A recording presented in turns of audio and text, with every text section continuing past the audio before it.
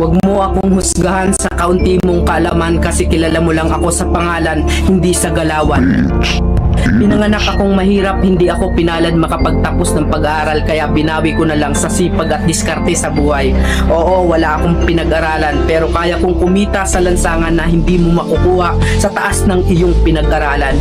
Bago mo ako husgahan, daanan mo muna lahat ng napagdaanan ko para malaman mo kung sino at bakit ako ganito. Huwag mo husgahan ng isang tao dahil sa natapos niya, dahil minsan kahit yung mga taong hindi man humahawak ng diploma, daig pa nila yung nakagraduate ng may corona.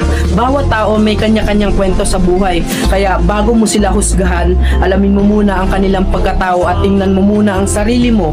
Baka malala ka pa sa tinitira mo.